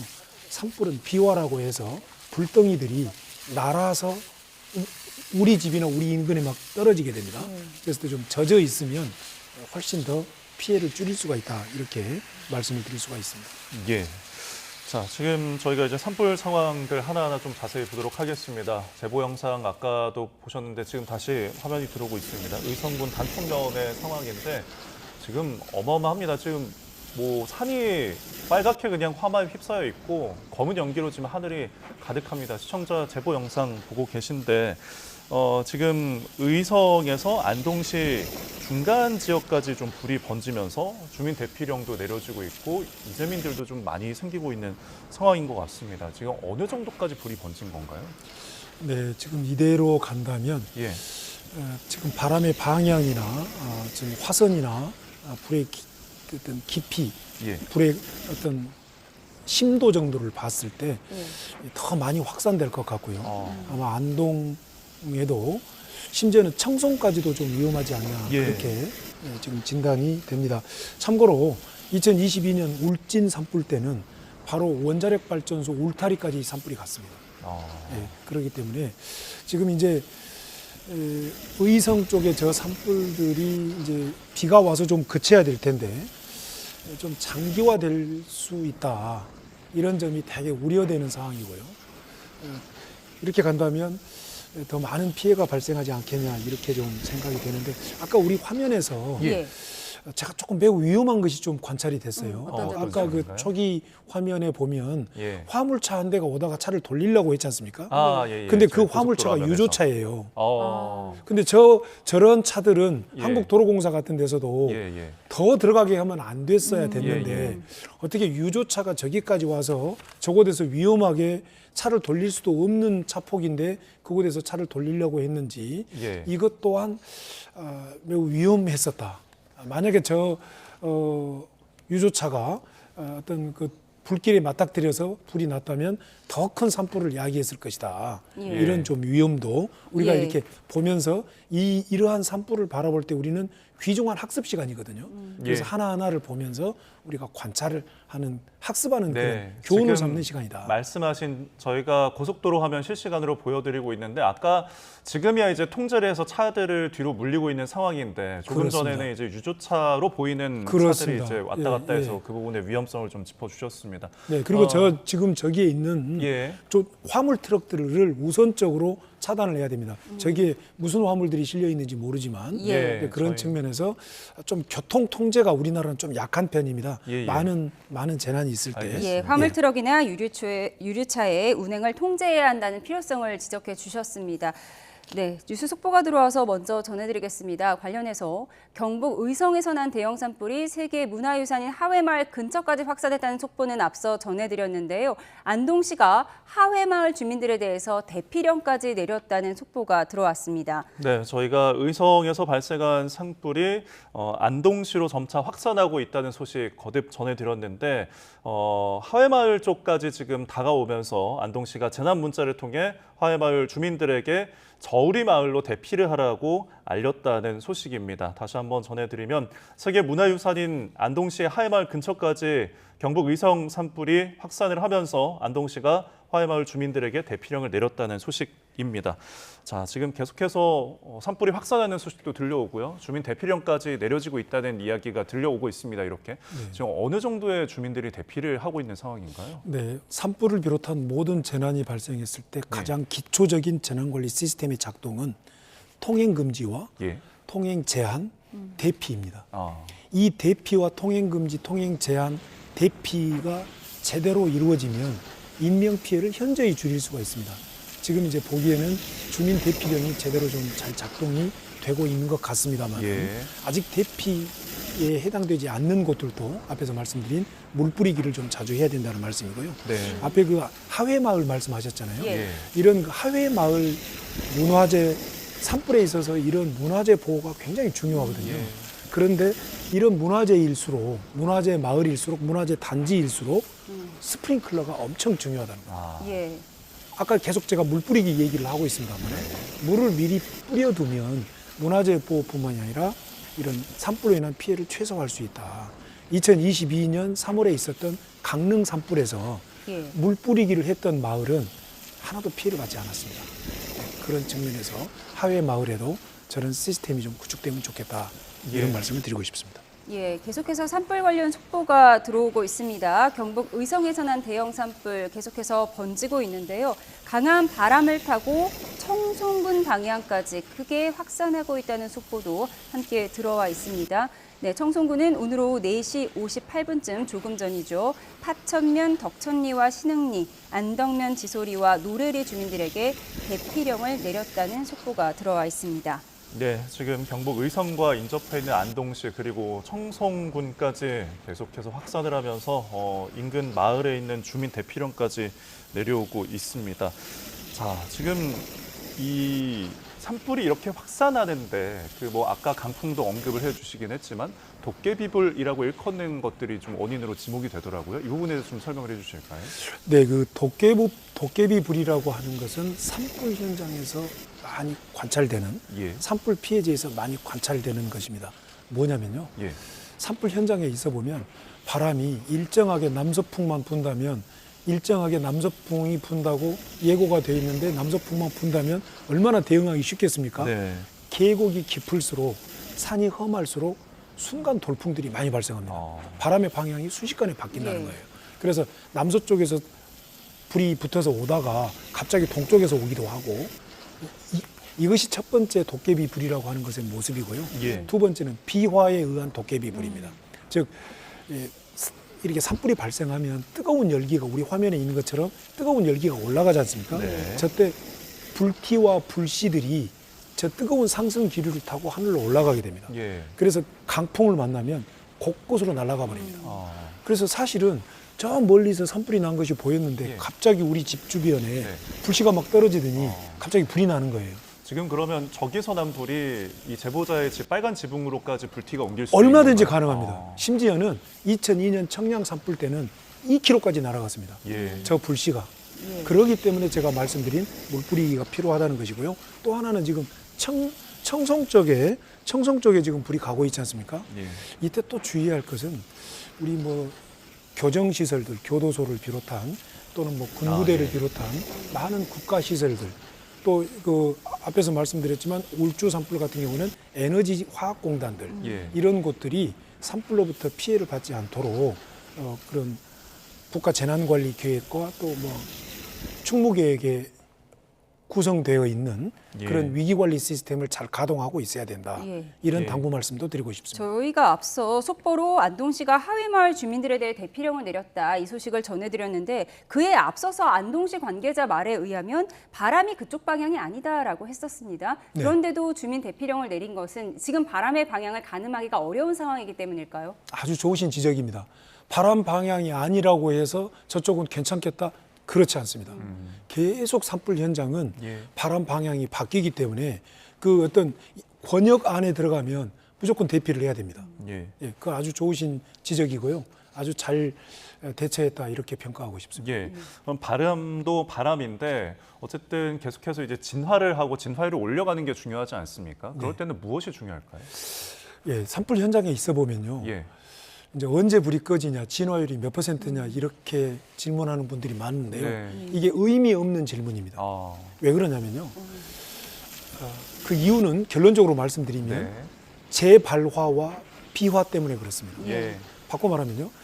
우리나라 지금 숲의 환경이 너무 과밀한 숲, 네. 연료 물질로 가득 찬 숲, 예. 낙엽층이 너무 20cm, 30cm, 40cm 쌓여 있는 숲의 구조이다 보니까 예. 불이 나면 헬리콥터가 위에서 불을 끄면 표피만 불이 꺼져요. 그러면 불씨가 짠 밑에 낙엽층 속으로 들어갑니다. 근데 헬리콥터가 물을 뿌렸죠. 그럼 이제 불은 꺼졌어요. 근데 또 강풍이 붑니다. 그럼 저 밑에 있는 낙엽층에서 불씨가 살아나서 재발화가 예. 됩니다. 네. 그리고 나서 재발화가 되면 또 불씨들이 강풍을 타고 날아갑니다. 네. 이런 일들이 계속 반복되다 보니 네네. 예, 그런 그 몇 퍼센트가 됐다 해도 85%에서 또 60%로 떨어지고 예. 또 40%로 떨어졌다가 이런 일들이 반복이 된다. 그런데 결과적으로 비가 와 주어야 네. 비가 와 주어야 저 산불들이 종료가 될 수 있다. 네. 그렇게 경험칙상 LA 산불이나 예. 또는 캐나다 산불이나 호주 산불에서도 관찰된 거고요. 예. 또 특히 울진 산불에서도 관찰됐던 것들입니다. 예. 비가 와주면 좋겠는데 그건 저희가 뭐 할 수 있는 일이 아니기 때문에 참 안타깝습니다. 지금 장기전을 대비해야 된다. 예. 예. 지금 바람도 세고 방향도 가늠하기가 어려운 상황에다가 예. 또 산속에 지나치게 발화 연료 물질이 가득 차 있다라는 우리나라만의 특징도 지적을 해주셨습니다. 그런데 또 진화대원들이 나이가 너무 많다. 그래서 초기 대응이 좀 힘들 수 있다라는 지적도 있거든요. 예, 예. 우리나라 산불 대응 시스템에서 거듭되게 반복되는 우리의 고질적인 문제는 현장의 지상 진화 대원들이 매우 취약하다는 겁니다. 예. 지상 진화 대원들의 70%는 기초 지자체에서 산불 전문 진화 대원이라고 해서 5개월 계약직으로 모집을 해서 예. 편성 운영하는데요. 예. 기초 지자체에 큰 애로사항이 또 있습니다. 그분들 말을 들어보면 지방 소멸 문제로 인구가 없어서 이분들을 편성하기조차도 어렵다는 겁니다. 근데 60대들 이렇게 연세가 많으신 분들도 편성하기가 어려운데 네. 60대 되신 분들도 편성하면 다행이라는 거죠. 그래서 이런 지상 진화 대원에 대한 근본적인 개선이 필요하다. 이렇게 비춰지고요. 이제 지상 진화 대원들이 이렇게 편성이 되어 있어도 이분들을 산속에 투입해야 되잖아요. 네. 그러려면 산속에 접근할 수 있는 루트가 있어야 되는데 대부분의 태반의 우리나라의 이런 산림 인프라가 예. 숲에 접근할 수 있는 루트, 임도, 숲속의 도로가 거의 미비합니다. 경사는 급하지. 예. 숲속의 환경은 아주 연료 물질로 가득 찬 어떤 밀집된 상황이지. 예. 이러다 보니까 매우 그 접근하기가 지상대원들의 진화 활동하기가 매우 제한된다. 예. 이래서 이제 산림청에서 네. 특수진화대락에서 헬리콥터 타고 레펠 타고 내려가서 끄는 한 30% 정도 되는 인력들이 있지만 예. 이 인력들은 너무 부족하다. 예. 이렇게 평가하고 있습니다. 그러니까 이렇게 이번 뭐 경북, 경남, 울산 다 뭐 다각도에서 여러 군데서 이렇게 발생하는 화재에 대해서 대응할 인력이 부족하다라는 걸 첫째 짚어주신 거잖아요. 그렇습니다. 예, 그렇다면은 이 지상대원이라는 부분은 저희가 뭐 현실적으로 어떻게 인력 확충이 어려운 부분이니까 혹시 뭐 장비라든지 지금 뭐 헬기의 노후에 대한 지적도 좀 있는 것 같아요. 이 부분은 어떻게 보십니까? 네, 지상진화대원의 문제는 말씀을 드렸고요. 예. 공중진화, 항공진화는 네. 지금 헬리콥터에 의해서 이루어지고 있는데 크게 한 세 가지 문제가 있습니다. 예. 하나는 산림청 보유 47대의 헬기는 예. 산불을 진화하기 위해선 특화된 헬리콥터입니다. 그러다 보니까 물 탑재량도 많고 물을 살포해도 굉장히 효과적입니다. 네. 그런데 이제 지자체가 보유하고 있는 이른바 임차 헬기들은 산불 전용이 아닌 예. 일반용 헬기에다가 혹시 저 화면 보면 긴 밧줄로 바스킷 끌고 가는 거 보이죠? 예. 그렇게 담아서 물을 뿌리다 보니까 네네. 물의 양도 부족하고 또 효과도 매우 미약합니다. 그래서 지자체가 운영하는 그 임차 산불 진화용 헬기를 산불 전용 헬기로 교체해야 된다. 이것이 이제 대안이고요. 그다음에 또 하나는 지금 우리나라가 헬리콥터 중심의 항공 진화를 하고 있는데 네. 헬리콥터 중심의 항공 진화는 강풍과 야간에 할 수가 없기 때문에 예. 고정익 항공기, 날개 달린 비행기 있지 않습니까? 이런 수송기 같은 것들이 한두 대가 더 투입돼서 보완해야 되지 않냐. 이렇게 좀 항공 진화 파트에 대해서 예. 제언 드리고 싶습니다. 알겠습니다. 예, 지금까지 들어온 속보들을 조금 정리를 해드리겠습니다. 안동시가 전 시민을 안전한 곳으로 대피시켰다는 속보도 들어와 있고요. 예. 의성 산불이 강풍을 타고 안동 풍천면까지 확산하면서 풍천면 일대뿐만 아니라 전 시민, 안동 시민 전 시민을 안전한 곳으로 대피했다는 속보가 들어와 있습니다. 앞서서는 안동시 관계자가 바람 방향이 하회마을 쪽이 아닌데다가 중간에 낙동강도 있어서 당장 불이 번져올 가능성은 크지 않다고 밝혔지만 안동시가 전 시민을 안전한 곳으로 대피시켰다는 속보 들어와 있습니다. 예, 그리고 이제 산청 관련된 속보도 들어와 있습니다. 저희가 의성 산불을 좀 집중적으로 이야기를 나눠봤는데 경남 산청군에서 발생한 불은 이제 하동군 그리고 11개 마을에 대한 추가 대피령까지 내려졌다는 이야기가 저희가 속보가 들어왔습니다. 저희가 의성 산불 좀 많이 짚어봤었는데 아까 저희가 세 군데 큰 산불이 있다고 하지 않았습니까? 경남 산청의 산불 같은 경우에는 하동으로까지 번지고 이곳은 또 옆에 지리산 국립공원이 있어 좀 위험한 구역 아닙니까? 그렇습니다. 지금 산불 초대형 산불 세 곳 다 조마조마하게 하는 예. 특징들이 있습니다. 앞에 말씀드린 울주는 산업시설 때문에 예. 조마조마하고 예. 의성은 그 광범위함, 네. 문화재, 그다음에 이웃 시군까지 번져가는 네. 이런 것 때문에 조마조마하고 산청 산불은 지리산 권역에 있기 때문에 매우 조마조마합니다. 예. 제가 지도를 준비했는데 지도를 보면서 설명해 주시면 좋을 것 그렇습니다. 같습니다. 지금 산청의 경우에는 지금 그 산불 통합 지휘센터가 예. 있는 산청은 지리산의 주봉인 천왕봉, 예. 바로 그 아래가 중산리라는 마을이 있고 예. 그 아래 계곡에 그런 발전소가 있어요. 수력 발전소. 네. 그곳에 지금 센터가 마련돼 있는데 그곳에서부터 계속 산불이 하동 쪽으로 번졌어요. 그런데 이게 지금 지리산 쪽이 전부 다 그 지리산 계곡과 산 줄령들로 이루어진 시군 지형을 이루고 있기 때문에 예. 이대로 장기화되면 지리산으로 번질 가능성이 매우 높다. 예. 이런 점이 매우 조마조마한데 문제는 이곳들이 전부 다 급경사이고 예. 임도가 거의 없다는 것이 매우 위험스러운 모습이다. 이렇게 지금 평가가 됩니다. 네. 저희가 임도가 없어서 지금 뭐 육상으로 이제 들어가거나 불을 끄기가 더욱 어려운 상황인 거를 그렇습니다. 조금 짚어주셨습니다. 저희가 들어오고 있는 화면을 좀 설명을 해드리겠습니다. 저희가 YTN 재난정보 시스템 화면을 보여드리고 있습니다. 화해마을 인근에 있는 고속도로 상황인데요. 지금 연기가 뿌해서 저희도 지금 어느 지점인지 잘 보이지 않을 정도인데 보시면 불티도 지금 오른쪽 하단에 보이고 오른쪽으로 있습니다. 불씨가 보이고 있고 남안동 IC 부근입니다. 검은 연기가 자욱해서 지금 시야가 거의 완전히 가려진 상황입니다. 왼쪽이 부산 방향, 오른쪽이 춘천 방향인데요. 지금 도로는 통제된 상황으로 보이죠? 그렇습니다. 예. 통제는 잘하고 있다고 평가되고요. 예. 특히 그 안동시에서 전체 이렇게 주민들에 대한 대피령을 내린 것은 아주 잘한 거다. 예. 저게 일반화돼야 된다라고 저는 생각하고요. 예.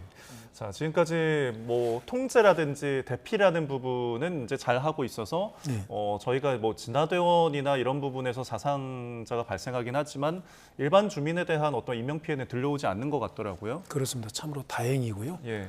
이것은 기본적인 시스템이 작동되고 있다. 이렇게 평가가 되지만 계속 제가 반복 말씀드리지만 예. 틈나는 대로 물을 뿌려야 된다.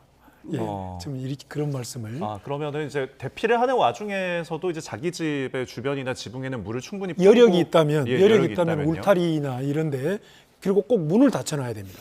문을 닫아놔야 돼요. 예, 왜 그러냐면 문이 열려 있으면 불씨가 바람 따라서 날아오잖아요. 집 안에서 화재가 발생해요. 예. 반드시 문을 닫아놔야 되고 그리고 건축 자재들을 불연 자재들을 가급적이면 써야 됩니다. LA 같은 경우에는 불연 자재가 아니면 건축 허가가 나지 않고 스프링클러를 설치하지 않으면 또 건축 허가가 나지 않고요. 또 마을 주변에는 침엽 수림이 있으면 가급적이면 그걸 베고 산불에 강한 내화 수림, 활렵 수림을 심되 마을 경계선으로부터 50m 이상의 이격거리를 둬야 된다. 이게 산불로부터 마을과 우리 집을 보호하기 위한 지혜다. 이렇게 말씀드릴 수가 있겠습니다. 지금 주민 대피령뿐만 아니라 인근 학교들도 다 휴교령이 내려진 상태고요. 불씨가 튀는 상황을 가정해서 굉장히 위험하다고 말씀해 주셨는데 연기도 상당히 위험하지 않습니까? 그렇습니다. 이 연기 문제는요. 매우 또 딜레마인 게 바람이 세면 연기는 바람 따라서 가버리는데 반대로 불길이 세져 버리고요. 바람이 잦아지면 연기가 공중으로 그대로 올라가면서 연무 현상을 일으키면서 연기를 가두어 버립니다. 계곡에. 자, 그러다 보니까 바람 같은 것을 보면서 그런 그 질식에 대한 대비 같은 것 산불 피해는 직접적으로 아닐지라도 네. 연기 피해, 연무 피해 같은 것도 예. 매우 잘 이렇게 준비해야 된다. 매우 좋으신 지적이십니다. 예, 연무 피해에 대해서 말씀해 주셨는데 관련해서 또 속보가 들어왔습니다. 경북 의성의 산불이 안동 방향으로 번지면서 안동시가 시민들에게 안전한 곳으로 대피하라고 권고를 했는데요. 재난 문자를 통해서 산불이 시 전역으로 확산하고 있는 만큼 안전한 곳으로 대피하고 마스크를 착용하는 등 안전에 유의해달라고 전했다는 속보가 들어와 있습니다. 예, 지금 여러 가지 이제 문화재가 불에 타는 소식도 저희가 종종 전해드리는데 지금 천년고찰 고운사가 화마에 전소가 됐다는 산림당국의 속보까지 들어와 있습니다. 자, 문화재 같은 경우에도 저희가 조금 그래도 화마를 좀 대비를 해야 되지 않겠습니까? 그렇습니다.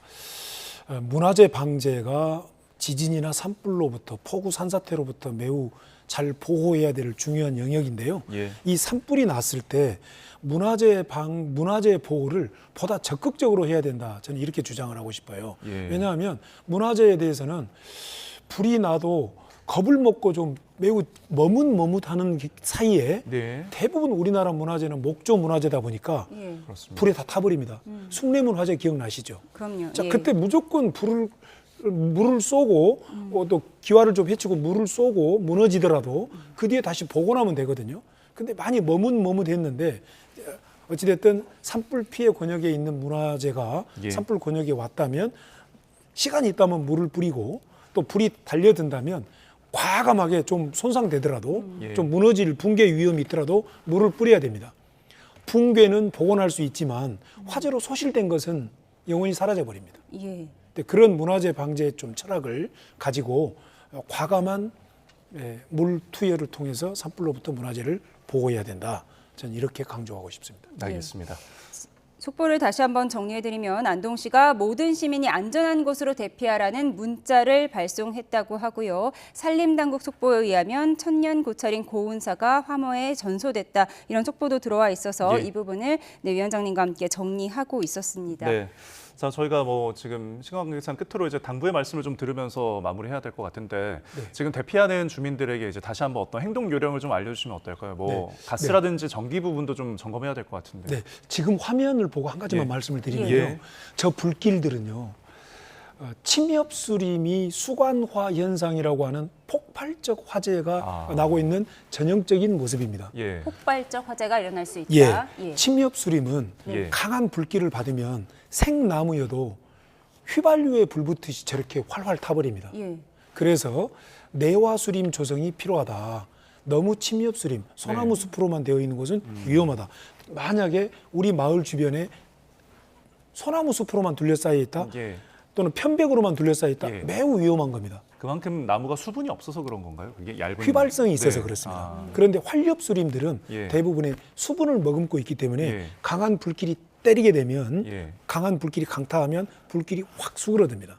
그래서 그런 내화수림 조성의 중요성을 이번 화면을 통해서 학습하면 좋겠고요.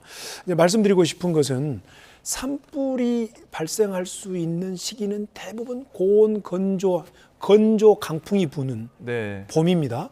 그런데 우리나라에서 발생한 산불은 대부분이 사람의 실수에 의해서 사람이 산불을 야기하는 위험한 행동을 통해서 산불이 발생합니다. 네, 알겠습니다. 지금 보시는 화면은 경북 중앙선 국경로 인근의 도로 모습을 보여드리고 있는데요. 불씨가 날리고 있는 게 보입니다. 그렇습니다. 저게 전형적인 비화 현상입니다. 알겠습니다. 불씨가 날아다니는. 지금 비화 현상도 보이고 연기도 자욱한 상태에서 도로는 통제된 것으로 보이는데요. 실시간 CCTV 화면까지 보여드렸습니다. 예, 알겠습니다. 저희가 지금 산불 소식과 관련해서 좀 길게 이야기를 나눠봤습니다. 지금까지 문현철 한국재난관리학회 부회장과 함께했습니다. 오늘 말씀 고맙습니다. 네, 고맙습니다. 현재 스모그와 황사의 영향으로 전국의 공기가 탁합니다. 특히 미세먼지 농도가 매우 나쁨 수준까지 치솟아 있고요. 미세먼지 특보도 내려져 있습니다. 내일도 수도권과 충청, 전북과 경북을 중심으로 공기가 탁한 곳이 많겠습니다. 계속해서 호흡기 건강 관리에 신경 써주시기 바랍니다. 한편 충청 이남에 이어 수도권과 강원, 제주도의 산불 위기경보도 심각 단계로 격상됐습니다.